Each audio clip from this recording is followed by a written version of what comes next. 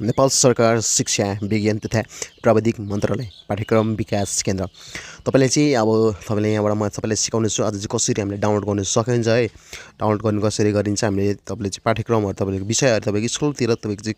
सब्जेक्टहरु विषयहरु download गर्न सकिन्छ तपाईले चाहिँ मोबाइलमा तपाईले पढ्न सक्नुहुन्छ किताबहरुको तपाईले चाहिँ तपाईले अब तपाईसँग अहिले किताब छैन तर तपाईले चाहिँ किताब छैन भने पनि तपाईले चाहिँ अहिले मोबाइलमा तपाईले चाहिँ डाउनलोड गरेर तपाईले चाहिँ कक्षा 1 देखि चाहिँ तपाईको कक्षा 12 सम्मको चाहिँ तपाईले किताब चाहिँ तपाईले चाहिँ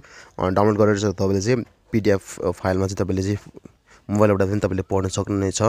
त्यसको लागि तपाईले यहाँ देख्न सक्नुहुन्छ तपाईले चाहिँ यहाँ स्क्रल गरेर एकचोटी हेर्नुस् तर यहाँ अनिवार्य विषयहरु मात्रै हुन्छ तर त्यो ऐच्छिक विषयहरु चाहिँ कुनै पनि हुँदैन है। जस्ट तपाईले चाहिँ देख्न सक्नुहुन्छ यहाँ मैले सोटिएम चाहिँ यहाँ सो 100 बनाइदिनु पर्यो एकचोटी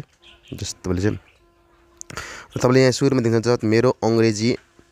कक्षा 1 भनेर तपाईले देख्न सक्नुहुन्छ शीर्षकमा देख्न सक्नुहुन्छ क्रमशः तपाईले 1 र यता तपाईले साइडमा देख्न सक्नुहुन्छ राइट साइडपट्टि तपाईले देख्न सक्नुहुन्छ है फाइल भनेर तपाईले देख्न त्यसमा डाउनलोड भनेर नील अक्षरमा डाउनलोड भनेर देख्न सक्नुहुन्छ। त्यसमा तपाईले चाहिँ अब जस्तै तपाईले चाहिँ मेरो अंग्रेजी कक्षा 1 को तपाईले चाहिँ अंग्रेजी विषयको तपाईले चाहिँ डाउनलोड गर्न लाग्यो भने चाहिँ तपाईले चाहिँ यसमा यो डाउनलोड अप्सनमा चाहिँ तपाईले क्लिक गर्न सक्नुहुनेछ। त्यस्तै यहाँ विभिन्न देख्न तपाईले चाहिँ 1 को देख्न सक्नुहुन्छ सेरोफेरो गणित नेपाली तपाईले देख्न अंग्रेजी 2 को 3 को तपाईले विभिन्न देख्न सक्नुहुन्छ तपाईले कक्षा 4 देख्नुहुन्छ तपाईले चाहिँ यहाँ 5 को देख्न सक्नुहुन्छ तपाईले विभिन्न देख्न सक्नुहुन्छ सबै तपाईले चाहिँ कक्षा 12 सम्मको तपाईले डाउनलोड गर्न सक्नुहुन्छ। तर यो कसरी डाउनलोड गर्ने अहिले आएर भन्दै चाहिँ कसरी चाहिँ डाउनलोड गर्ने तपाईले चाहिँ यो डाउनलोड गर्नको लागि चाहिँ तपाईले जस्ट तपाईले अब कुनै मन पर्यो भने हैन सबैले हेर्न सक्नुहुन्छ तपाईले जस्ट सजिलो छ डाउनलोड गर्न। जस्तै मलाई कक्षा 4 को तपाईले चाहिँ सामाजिक देख्नुहुन्छ तपाईले सामाजिक अध्ययन तथा मानव मूल्याङ्कन भन्ने विषय चाहिँ तपाईलाई डाउनलोड मन लाग्यो तपाईले जस्ट तपाईले डाउनलोड अप्सन देख्नुहुन्छ राइट साइडमा डाउनलोड एकचोटी जस्ट क्लिक गरिदिनुस् अब तपाईको डाउनलोड हुँदैछ केही समयभित्र तपाईको डाउनलोड भइसक्यो डाउनलोड चाहिँ म पीडीएफ फाइलमा ओपन गर्न गइरहेको छु र पीडीएफ फाइलमा जस्ट ओपन हुन्छ यसरी चाहिँ अब तपाईले चाहिँ डाउनलोड भइसक्यो यसरी हेर्न सक्नुहुन्छ है देखिन चाहिँ सुरुको पार्ट यसरी रह्यो भने हामीले स्क्रल गर्दै हेर्न सक्नुहुन्छ है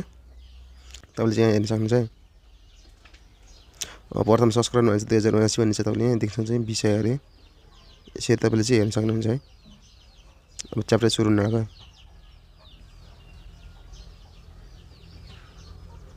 विषय सूची तपाईले देख्न सक्नुहुन्छ तपाईले यसरी अब चाहिँ तपाईले तपाईको बुक सबै पाउन सक्नुहुन्छ तपाईले एकदम पीडीएफ फाइलमा तपाईले चाहिँ बुक मजाले हेर्न सक्नुहुन्छ तपाईले पढ्न सक्नुहुन्छ यसरी नै अब जस्तो तपाईले चाहिँ यो चाहिँ यसको चाहिँ मैले डाउनलोड लिंक तपाईले चाहिँ तपाईले डिस्क्रिप्सनमा दिएको छु डिस्क्रिप्सनमा तपाईले लिंक चेक गर्नुलाई त्यो लिंकबाट तपाईले चाहिँ जान सक्नुहुन्छ त्यसमा गएर चाहिँ तपाईले क्लिक गर्न सकेर यसरी हामी विषयहरु सब्जेक्ट छान्न सक्नुहुन्छ पाठ्यक्रममा गएर जस्ट तपाईले चाहिँ हेर्न सक्नु भएन एउटा सर्ट तपाईले चाहिँ जस्तो तपाईले चाहिँ यहाँ देख्न सक्नुहुन्छ माथि तपाईले नत्र